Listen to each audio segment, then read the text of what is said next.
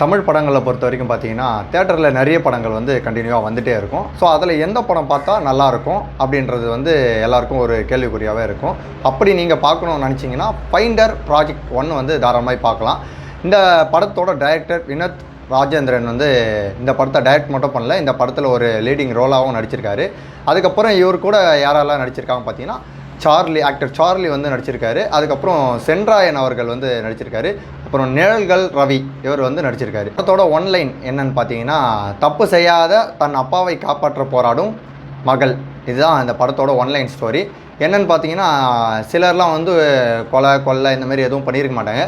But குடும்ப சூழ்நிலை காரணமாக வந்து இதை பண்ணவங்கக்கிட்ட காசு வாங்கிட்டு ஜெயிலுக்கு போயிட்டு ஒரு 6 மாதத்தில் இல்லை 1 வருஷத்தில் வரா மாதிரி சிலர் வந்து இருந்துகிட்ருக்கா மாதிரியும், அதில் வந்து இவரோட பண கஷ்டம், அதாவது சார்லிக்கு ஒரு பண கஷ்டம் வருது. ஸோ அதுக்காக வந்து செய்யாத கொலையை வந்து செஞ்சேன் அப்படின்ற மாதிரி ஒத்துக்கிட்டு ஜெயிலுக்கு போகிறாங்க. ஜெயிலுக்கு போனவொன்னே பார்த்தீங்கன்னா அதுக்கப்புறம் இந்த சம்மந்தப்பட்ட ஆட்கள் வந்து பணத்தை ஓரளவு கொடுத்துட்றாங்க, மீதி வந்து கொடுக்க மறுக்கிறாங்க. அதுவும் இல்லாமல் சார்லியை கடைசி வரைக்கும் ஜெயிலே வச்சுருக்காங்க. கிட்டத்தட்ட 6 மாதத்தில் எடுக்கிறேன் அப்படின்னு சொல்லிட்டு கிட்டத்தட்ட வருட கணக்காக வந்து அங்கேயே இருப்பாங்க.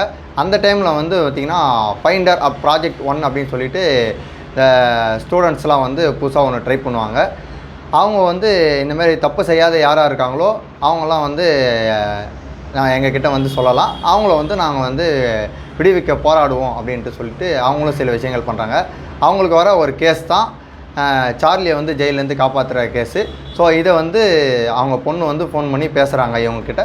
ஸோ அவங்க பேசுனதுக்கப்புறம் இந்த கேஸை வந்து அவங்க எடுக்கிறாங்க. எடுத்ததுக்கப்புறம் ஜெயிச்சாங்களா இல்லையா, சார்லியை வந்து வெளில கொண்டு வந்தாங்களா இல்லையா அப்படின்றது தான் முழுக்க கதை. இந்த படத்தில் நடித்த எல்லாருமே அவங்களோட ரோலில் பர்ஃபெக்டாக பண்ணியிருப்பாங்க. நல்ல என்டர்டெயின்மெண்ட் மூவி, கொஞ்சம் த்ரில்லிங்காக இருக்கும். படத்தில் மியூசிக்கும் நல்லா இருக்குது. சார்லியும் சென்ராயனோட நடிப்பு இந்த படத்தில் ஒரு அடுத்த கட்டத்துக்கு எடுத்துகிட்டு போயிருக்குன்னே சொல்லலாம். பட் ஹீரோ ரோலில் இன்னொருத்தர் நடிச்சிருப்பார்.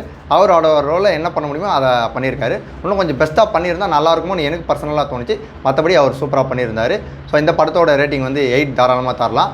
புக் மை ஷோவில் கம்மியாக கொடுத்துருக்கலாம். மேபி நிறைய பேர் வந்து அதை ரேட்டிங் கொடுக்காதனால கம்மியாக கொடுத்துருக்கலாம் நீங்கள் புக் மை ஷோவில் பார்த்தீங்கன்னா. பட் ஆனால் படம் உண்மையிலே நீங்கள் 2 மணி நேரம் பார்த்தீங்க அப்படின்னா ஒரு என்டர்டெயின்மெண்ட்டாக இருக்கும். கிட்டத்தட்ட 2 மணி நேரம் கூட படம் இல்லை, குயிக்காகவே முடிச்சிருப்பாங்க. ஸோ நீங்கள் பார்த்தீங்கன்னா சூப்பராக இருக்கும். இந்தமாதிரி அடுத்த ரிவ்யூவில் உங்களை வந்து சந்திக்கும் வரை உங்களிடம் வந்து விடைபெறுவது உங்கள் மணிக்கான்.